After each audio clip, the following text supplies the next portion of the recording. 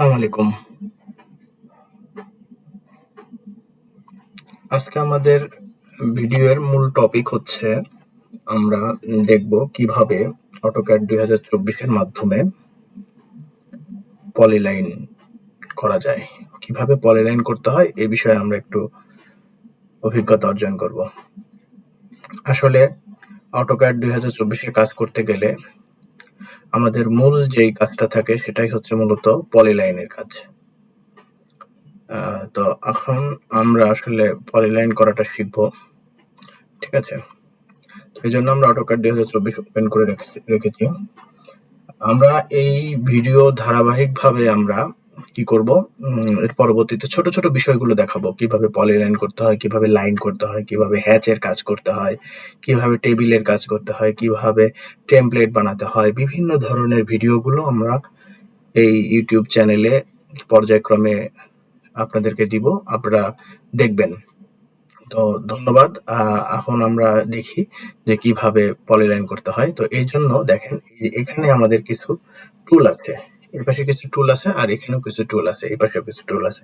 তো আমরা দেখেছি যে অটোক্যাডের উপরের দিকে সেটাকে বলা হচ্ছে মেনু বার, আর নিচেরটাকে বলা হচ্ছে টুল বার।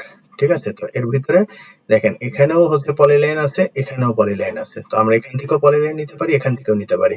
তো আমরা সাধারণত এখান থেকে নেই, যেহেতু এখানে কাজের সুবিধার কারণে দেওয়া আছে। দেখেন পলিলাইনটা এখানে ক্লিক করলে এই জিনিসটা দেখা যাচ্ছে। তো এখানে আমরা একটা ক্লিক করব, ক্লিক করার পরে দেখেন পলিলাইন এখানে বলতেছে যে স্পেসিফিক স্টার্ট পয়েন্ট।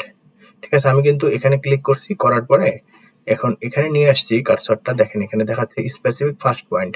তার মানে কি আমাকে বলছে যে একটি ফার্স্ট পয়েন্ট চিহ্নিত করুন। দেখেন এই দেখেন আমি ফার্স্ট পয়েন্ট চিহ্নিত করছি। দেখেন এখন আমি লাইনটা কোন দিকে নিয়ে যাব, আমি যেখান দিকে নিয়ে যাব, বেঁকা নিয়ে যাব, সোজা নিয়ে যাব, নাকি উপরে নিয়ে যাব, নাকি ডান দিকে নিয়ে যাব, না বাম দিকে নিয়ে যাব। যেভাবে আমরা নিয়ে যেতে চাই সেভাবে আমরা পলিলাইনটা নিয়ে যাবো। দেখেন এটা হচ্ছে পলিলাইন। ঠিক আছে, তো এইভাবে আমরা পলিলাইনের কাজ করতে পারি। এটা গেল একটা পদ্ধতি। এই ম্যাপে আমরা কিভাবে পলিলাইন দিব দেখেন। ম্যাপে যখন আমরা পলিলাইন দিব সেটার পদ্ধতিটা দেখেন কিভাবে। আমরা একটা ম্যাপে ধরেন এই যে এটা একটা ম্যাপ, ঠিক আছে, বগুড়া ধোয়াপাড়া জেল নাম্বার 102। তো এই ম্যাপটাকে আমরা কি করব, এই ম্যাপে আমরা একটা দাগ পলিলাইন করব। দেখেন এই যে পলিলাইন নিলাম, নেওয়ার পরে এই দেখেন মাঝখান দিয়ে আমরা দাগের মাঝ বরাবর দিয়ে এটা পলিলাইন করব। তাহলে কি হবে, আমার জমির পরিমাণটা সঠিক থাকবে, যতটা জুম করা যায়। ঠিক আছে, সব সময় পলিলাইনটা সঠিকভাবে টানার চেষ্টা করবেন। ঠিক আছে, মাঝ বরাবর দিয়ে। ঠিক আছে, সময় লাগুক, কিন্তু আপনি এই জিনিসটা খুব সাবধানতার সাথে পলিলাইনটা অঙ্কন করবেন। এটার উপরে নির্ভর করতেছে জমির পরিমাণ। অতএব এই জিনিসটা খুব সূক্ষ্মতার সহিত আমাদের কাজ করতে হবে। দেখুন এইভাবে আমরা পলিলাইন গুলো অঙ্কন করতে পারি। সেটা কিভাবে, মাউসের লেফট পয়েন্ট, হ্যাঁ, লেফট পয়েন্ট নিয়ে ক্লিক করলে এটা হচ্ছে বসতেছে, এবং হচ্ছে আমি যখন জুম ইন জুম আউট করছি তখন এটা এই মাউসের যে চাকাটা আছে সে চাকাটা ঘুরে এই যে জুম ইন জুম আউট করছি। এখন দেখেন এই যে আমরা পলিলাইন করে এখানে যোগ করে দিলাম।